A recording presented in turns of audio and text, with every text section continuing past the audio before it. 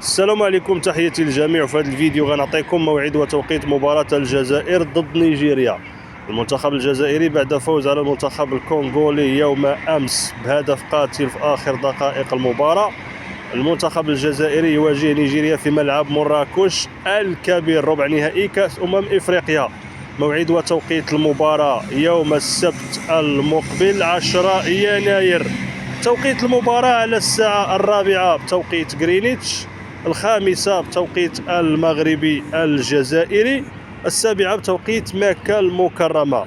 مواجهة حارقة بين نيجيريا والجزائر. ما هي توقعاتكم لهذه المباراة القوية ضمن منافسات كأس إفريقيا المغرب ربع نهائي؟